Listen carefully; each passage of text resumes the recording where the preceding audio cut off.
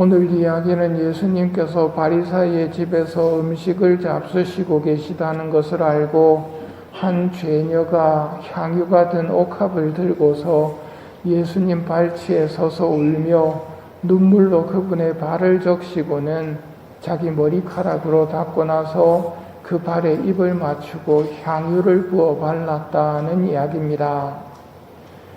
예수님께서 집주인 바리사이에게 말씀하십니다. 이 여자는 그 많은 죄를 용서받았다. 그래서 큰 사랑을 드러낸 것이다. 그러나 적게 용서받은 사람은 적게 사랑한다. 그러고 나서 예수님께서는 그 여자에게 너는 죄를 용서받았다. 내 믿음이 너를 구원하였다. 평안히 가거라. 통회하는 법이 무엇인지 이 여인이 잘 보여줍니다. 고해성사는 5단계가 있다고 합니다. 성찰, 통회, 정계, 고백, 보속. 이 과정을 거쳐서 고해성사가 이루어지는데 통회하는 법이 무엇인지 이 여인이 보여줍니다. 먼저 향유옥합을 준비합니다. 내 죄를 용서해 주실 주님께 나에게 귀한 것을 준비해 가지고 나옵니다. 바리사이 집에서 식사하시는 예수님은 혼자 계신 게 아니었기에 선뜻 나서기에는 여러 가지로 불편했을 겁니다.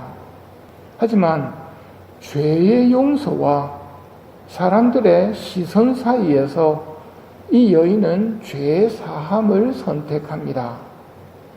죄가 무엇인지 알고 있습니다. 죄의 대가는 죽음이라고 로마서 6장은 말합니다. 당장은 부끄러움이라는 유혹에 시달리지만 그녀는 그 유혹을 이김으로써 죄 사함을 받고 죽음을 이길 수 있었습니다. 그런 이야기가 있죠. 고해수 앞에 마귀가 서 있다고. 부끄러움을 돌려주기 위해서 있다고 그럽니다. 돌려준다는 말이 무슨 말이냐면 죄 지을 때는 부끄러움을 가져가고 고백을 해서 해방되려고 할 때 부끄러움을 돌려줍니다. 그러면 부끄러워서 고백을 못하면 죽음이거든요. 유혹이 온다는 것을 아시고 오늘 이 여인을 본받도록 하십시오. 자기 죄에 대한 솔직한 인정이 그녀를 구원한 것입니다.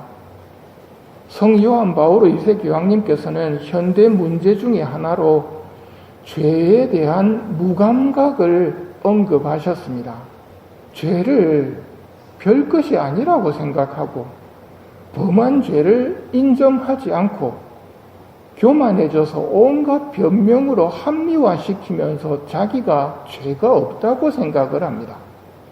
이게 현대의 문제라고. 지은 죄를 인정하지 않으면 죄의 용서도 없습니다. 그러면 죄의 대가는 죽음입니다. 통회는 잘못에 대해 마음 아파하는 것입니다. 눈물로 발을 적시는 모습이 통회입니다.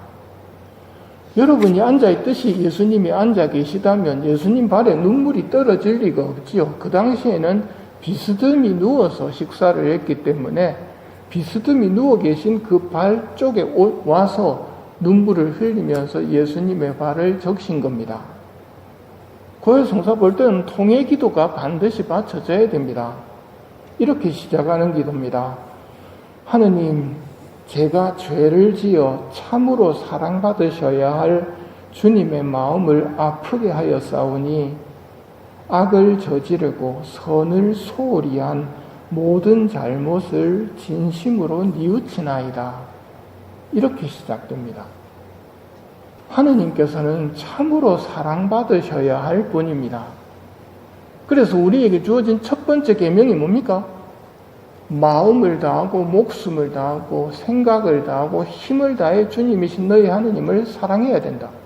참으로 사랑받으셔야 할 분을 사랑하는 게 우리가 받은 첫 번째 명령입니다. 정말 선하시고 최고로 아름다우신 하느님, 그런데 우리의 범죄는 그 아름다우신 하느님의 마음을 아프게 했다는 사실에 대해 통회해야 합니다. 오늘 향유옥합의 여인은 통회 기도를 직접 보여주고 있습니다. 우리도 주님께 죄를 용서받기 위해 이 여인의 모습을 보고 따라하는 것이 좋겠습니다. 통회를 하려고 하는데 안 되던데요. 감정이 아니거든요. 한 15분 정도 감실 앞에 앉아서 통회의 마음을 주십시오 하고 성령께 기도하시고 수호천사께도 도움을 청하십시오. 저절로 뭐가 되는 일은 없습니다. 사랑이 안 되던데요. 어제 바오로 사도께서 뭐라고 그러십니까?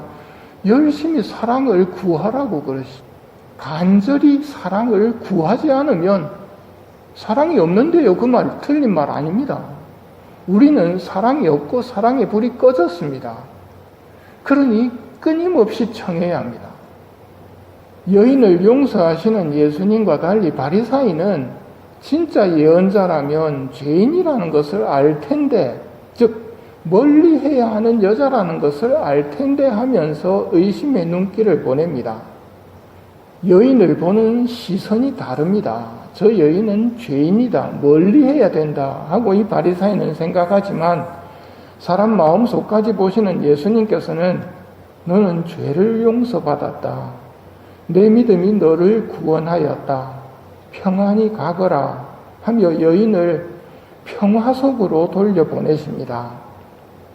하느님께서 어떻게 보시는지 잘 새겨둬야 합니다. 오늘 복음은 세리와 바리사이의 기도를 떠올립니다. 바리사이는 이렇게 기도했지요.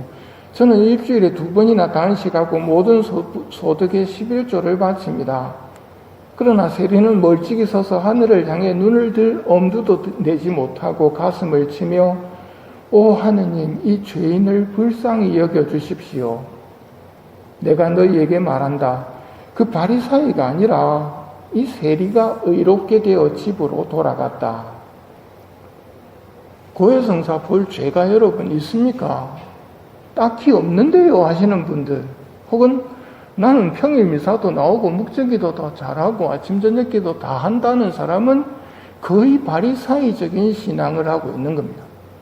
내가 하느님한테 해준 것부터 떠올립니다. 저는 모든 소득의 11조를 바치고 일주일에 2번이나 단식을 하고 내가 하느님한테 해준 것만 생각하거든요.